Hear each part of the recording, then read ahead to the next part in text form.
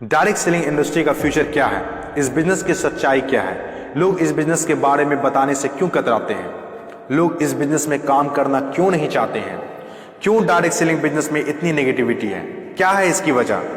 Direct selling business आने वाले वक्त का सबसे बड़ा बिजनेस है। क्यों? अगर आज आप दूसरी कंट्रीज को देखें, जो कंट्रीज आज डेवलप्ड है, उन सभी कंट्रीज के अंदर डायरेक्ट सेलिंग बिजनेस का बहुत ज्यादा प्रायोरिटीज दी जाती है, क्योंकि डायरेक्ट सेलिंग बिजनेस लोगों का बिजनेस है और जब तक दुनिया में लोग रहेंगे तब तक ये बिजनेस चलता रहेगा, क्योंकि ये बिजनेस लोगों पर डिपेंडेड है। जब तक लोग खाते रहेंगे, नहाते रहेंगे, कपड़ा पहनते रहेंगे, तब तक ये बिजनेस आपका चलता रहेगा। अपने इंडिया में कुछ लोग इसे फंसने फंसाने का काम बोलते हैं और कुछ लोग ये मानते हैं जिनके पास करने को कोई काम नहीं होता वे लोग ये काम करते हैं। मैं उन सारे लोगों से सहमत हूँ, क्योंकि उन लोगों के पास अभी तक इस बिजनेस का प्रॉपर नॉलेज नहीं पहुंच पाई है। ये हम लोगों की जिम्मेदारी है कि इतनी पावरफुल और ब्यूटीफुल इंडस्ट्री के बारे में लोगों को समझाएं।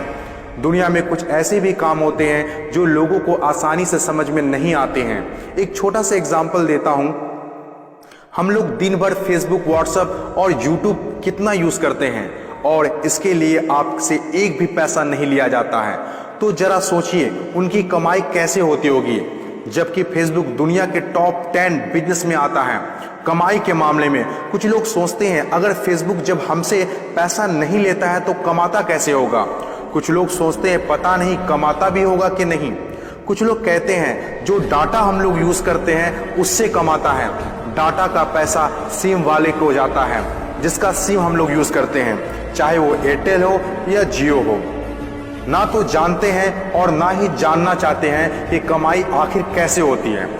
दोस्तों, सबसे पहले आपके लिए ये जानना जरूरी है कि कोई भी इंडस्ट्री कैसे चलती है और कैसे बनती है। किसी भी नई इंडस्ट्री को चलने के लिए 4 फेज से गुजरना होता है। पहला जो फेज होता है वो होता है नेगेटिव फेज, और आज direct selling industry negative phase में है। ये फेज हर नई इंडस्ट्री को झेलना ही पड़ता है। जब भी मार्केट में नया बिजनेस आता है तो लोग पहले उसे ठीक से समझ नहीं पाते हैं और अनदेखा कर देते हैं, जैसे बैंकिंग सेक्टर के साथ हुआ, इंश्योरेंस सेक्टर के साथ हुआ, टेलीकॉम इंडस्ट्री के साथ हुआ। पहले ना तो लोग बैंक में पैसा जमा करते थे और ना ही इंश्योरेंस लेते थे, क्योंकि इंडस्ट्री नई थी, लोग डरते थे, किसी पर भरोसा नहीं था। लेकिन आज देखिए, यही इंडस्ट्री है जिसके बिना किसी राज्यों की कल्पना करना असंभव है।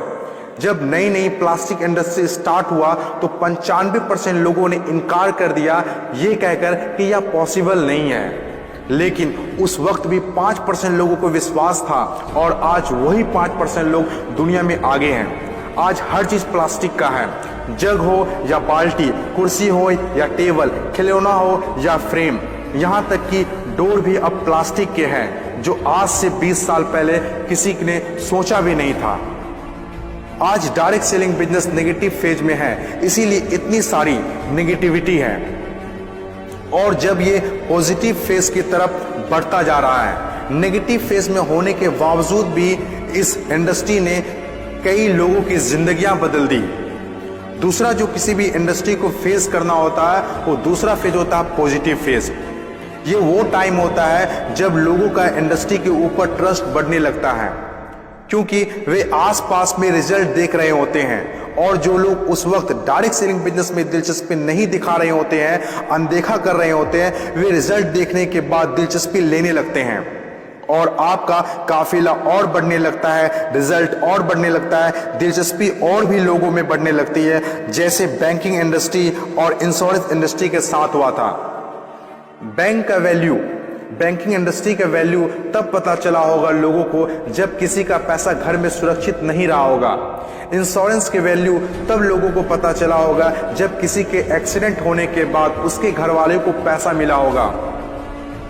तीसरी जो किसी भी इंडस्ट्री का फेज होता है वो होता है ग्रोथ फेज।